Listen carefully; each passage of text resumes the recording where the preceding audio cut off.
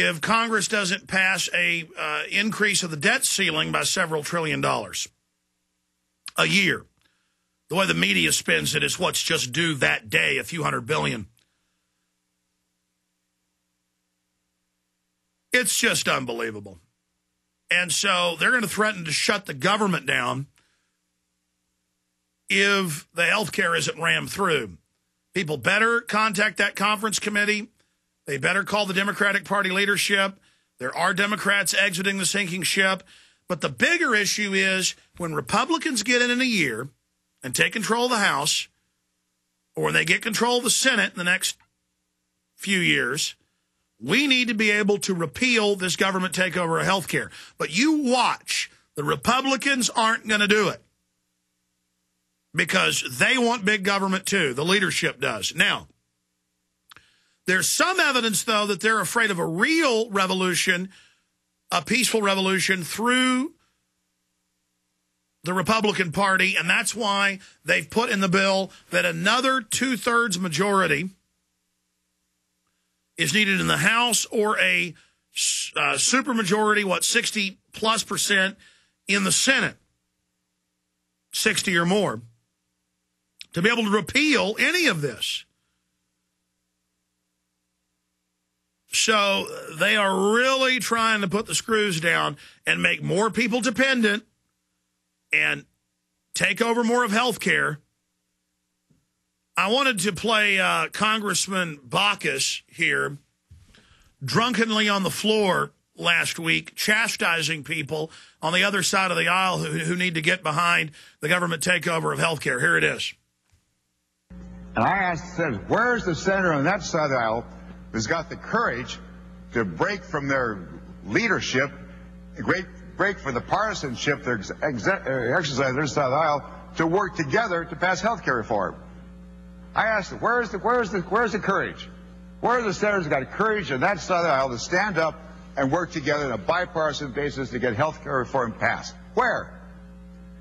We on this side reached out our hands for bipartisan agreement on health care reform. Probably to a fault. And I say fault because for months and months and months, this senator anyway, stand the hand to work with other senators on a bipartisan basis. I know the current the chair very much knows that. He watched this. He saw it happen in the Finance Committee. And Senator Grassley and I worked very hard to get senators on both sides of the aisle to work to pass health care reform. After a while, we had to work to support another approach.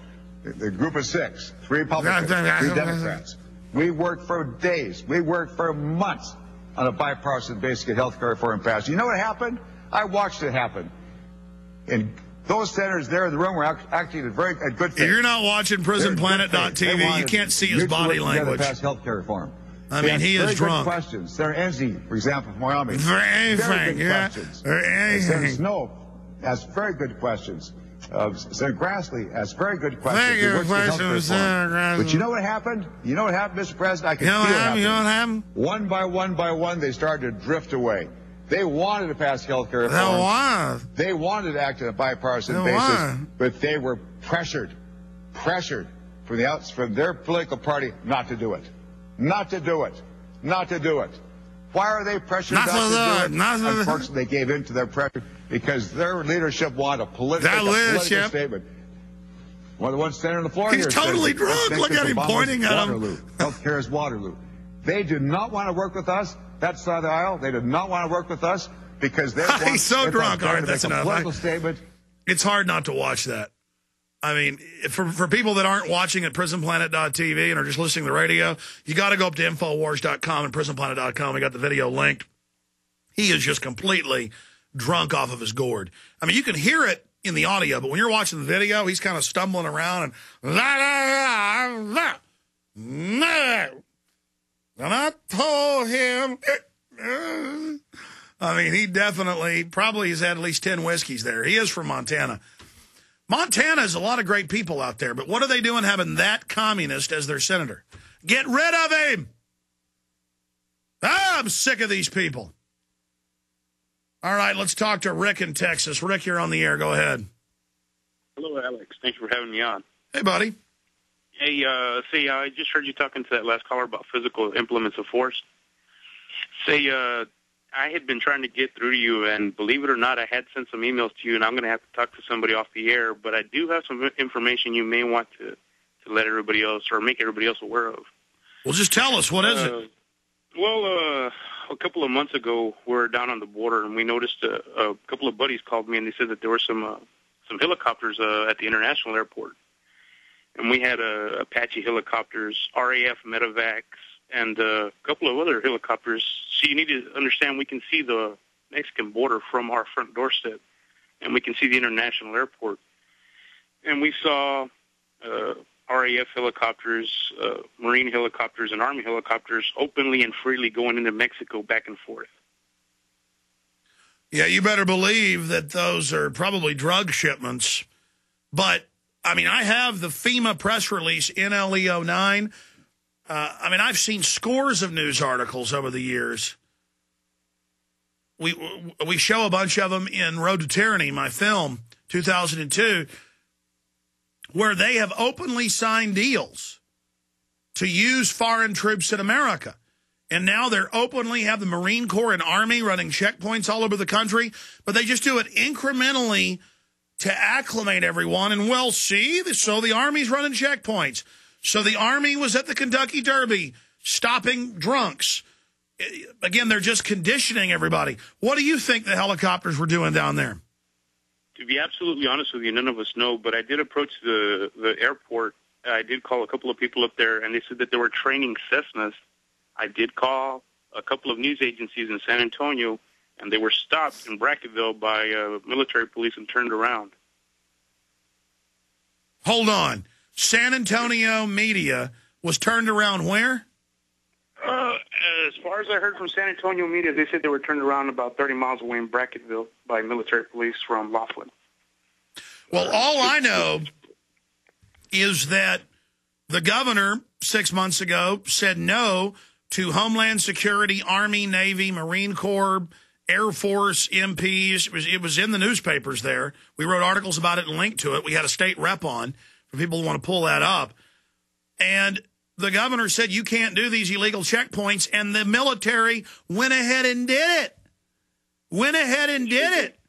And so I believe almost anything anymore. Well, shoot some video of it. Get it up on YouTube. I've got video. I've got pictures, but know this, Alex, that we've tried to send them through to your site several times, 5 to 6 different people, and we can't get it through. When I mean there's a media blackout of 200 miles between Austin and the border, there's really a media blackout. We can't get to you. The first time I'm speaking to you now is probably because I'm about 50 miles away from you.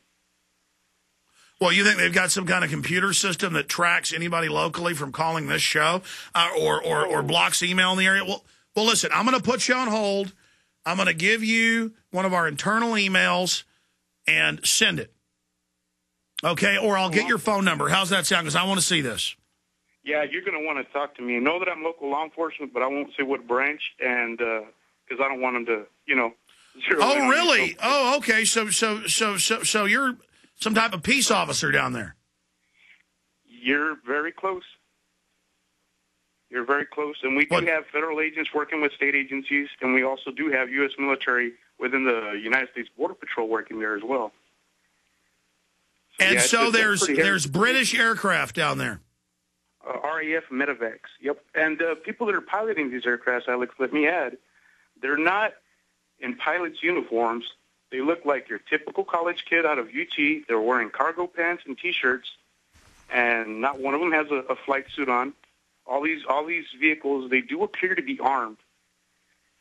Well, I'll tell you, now that makes sense. If you are a police officer or a sheriff's deputy, now it makes sense that, of course, if they're running a security operation, they do have programs they can put in place to block certain emails with certain keywords. I have read about things like that going on. Wow, this must be a really important operation if they're doing stuff like that. So, well, I mean, I've got National Level Exercise 09 right here, and it openly states that all these troops from foreign countries and intelligence agencies training to deal with American terrorists. But Are the police in your area starting to wake up seeing these foreign assets?